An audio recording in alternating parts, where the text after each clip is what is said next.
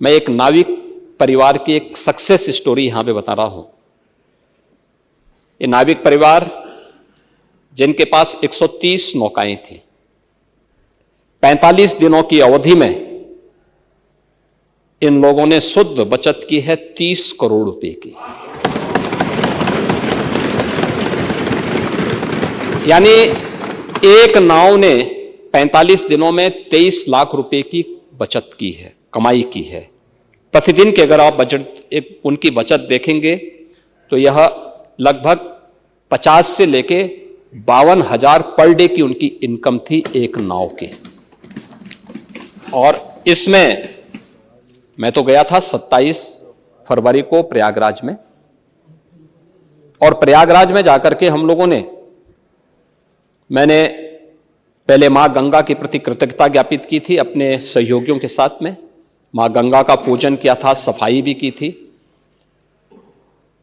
इसके उपरांत हम लोगों ने इस पूरे महाकुंभ के आयोजन को स्वच्छ बनाए रखने में जिन्होंने योगदान दिया था, उन स्वच्छता कर्मियों के साथ भी, और जिन्होंने स्वास्थ्य की सेवा, कोई संक्रमण और कोई बीमारी नहीं फैलने दी, ऐसे स्वास्थ्य कर्मियों के साथ में, जो हेल्थ वॉरियर्स थे, उनके साथ में हम लोगों ने पहला आयोजन किया था, उनका सम्मान का कार्यक्रम किया था।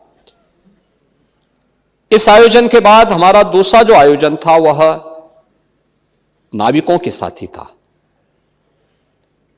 नाविकों के साथ भी हमने संवाद बनाया था, उनके लिए भी हमने एक पैकेज की घोषणा की। इसके उपरांत हमने परिवहन निगम से जुड़े हुए उन लोगों के प्रति और रेलवे के उन सभी अधिकारी और कर्मचारियों के प्रति भी हम लोगों ने धन्यवाद ज्ञापित किया था, जिन्होंने श्रद्धालु जनों को वहां तक पहुंचाने में अपना योगदान दिया। उनके साथ भी हम लोगों ने कार्यक्रम किया था। और इसके उपरांत हम लोगों ने चौथे कार्यक्रम में सुरक्षा और प्रशासन से जुड़े हुए लोगों के साथ भी हम लोगों ने एक कार्यक्रम आयोजित किया था, और उनके साथ भी बैठ करके हम लोगों ने सहभोज के साथ हम लोग बैठे थे। मैं, मेरे साथ दोनों डिप्टी सीएम भी थे, अन्य मंत्रीगण भी थे, अन्य वरिष्ठ अधिकारीगण भी थे। ये सभी आयोजन वहां पे हुए। लेकिन महाकुंभ का आयोजन उत्तर प्रदेश की इस सामर्थ्य को देश के सामने और देश की सामर्थ्य को दुनिया के सामने रखने में सफल हुआ। आपका कितना भी दुष्प्रचार था, लेकिन उन्होंने भारत की आस्था को कहीं डगमगा नहीं पाया।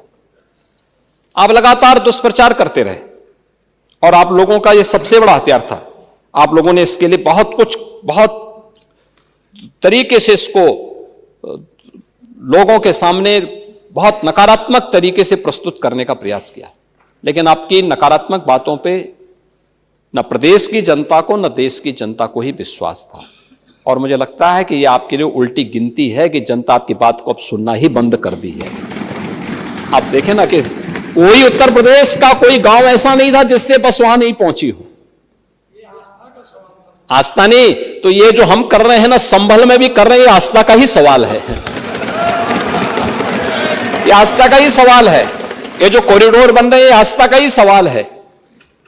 और उसी आस्था के सवाल के साथ जोड़ने के लिए ही सरकार ने इस आयोजन के साथ जोड़ करके, और ये जो 7,500 करोड़ रुपए खर्च किए थे, केवल कुंभ के आयोजन के लिए नहीं किए थे। हमारे लिए यह आयोजन